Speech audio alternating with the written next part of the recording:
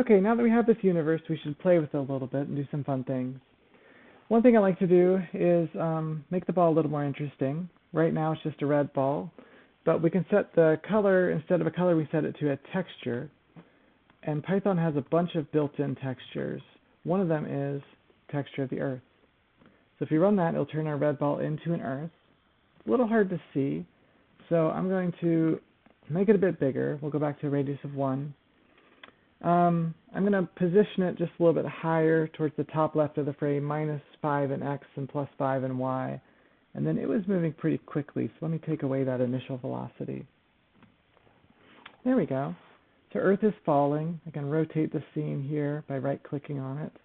And it just fell for 3 seconds, which is helpful, I think. To give the Earth something to interact with, I'm going to put our box, Bill, back in place. I made Bill a little bit bigger. We expanded to 15 in the x dimension and 15 in the z dimension to fill that space just a little bit better.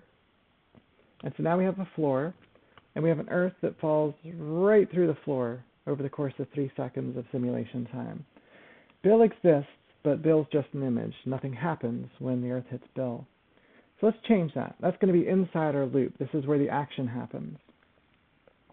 I'm going to go, let's see, right here after the kinematics, once we figure out the ball's new position, the ball's velocity, I'm going to say if the ball reaches Bill.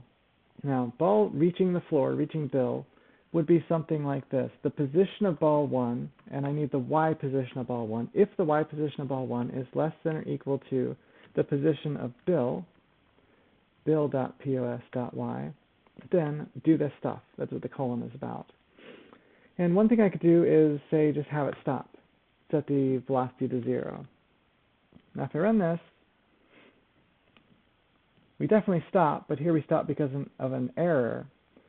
The velocity is not just a scalar.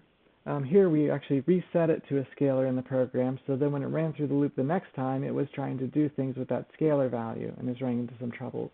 So here we would have to set it equal to a vector, which is 0, 0, 0. And that should run just fine. But again, it may not be terribly interesting. It just stops when it hits the floor. Also, you'll notice we didn't bounce off the floor or stop when it first contacted. We stopped when the middle of the Earth reached the floor, because our condition was when the position of the ball, which is defined as its center, equals the floor's position, that's where it stops. So a couple things. First, I'd like it to stop when when Antarctica reaches Bill. And so I need to modify this by subtracting the radius of the ball, 1 Earth radius, from that position. So that is when Antarctica, the south pole of the Earth, the center of the Earth -1 radius reaches Bill, then it should stop. Also, it's kind of boring just for it to stop. So another thing I could do is reverse the velocity. So if it was traveling downward, we hit the surface and it suddenly bounces with a negative velocity. There we go. We have a lot of drag, so it just kind of settled down there. I'm going to reduce that quite a bit by making the Earth dramatically more aerodynamic. It's still a sphere in the visual, but we've just changed its drag coefficient. So now we should lose a lot less energy as the Earth bounces. We're still losing some due to drag. And I'm going to let the program run a little bit longer. Up here we have while t is less than 3 seconds. We can extend that, say, to 10 seconds to give the Earth 3 1/3 times longer to bounce. Also, it would be fun now to give the Earth some initial velocity. Maybe just a touch in x and a little bit of upward y velocity to give it a bit of a launch. And now we have an Earth. Oh, that is interesting. It bounces, but it's not quite right. We reversed the velocity of the Earth when it hit the ground, when it hit Bill. When we did that, we reversed not just the y component of the velocity, but also the x component of the velocity. In that kind of interaction, in that collision, that's not what would actually happen. The presence of that normal force from the floor would interact with the vertical velocity of the ball, but not the horizontal velocity. So instead of resetting the entire velocity, we could take the y component and replace it with the negative y component. And now we have, very realistically, an Earth that bounces along on the floor in outer space.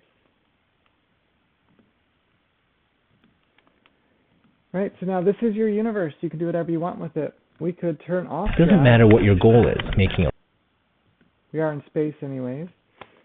And then we run without any drag at all. We don't lose any energy, and the Earth will bounce infinitely long off into the distance. Even when Bill ceases to exist, we're still bouncing on that space. Let's see if we can see it. We didn't visualize Bill there, but he extends off into the distance.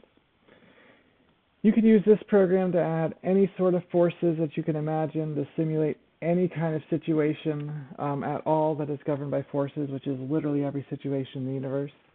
And this program then can act as a shell to do essentially any kind of physics you like to simulate on single objects.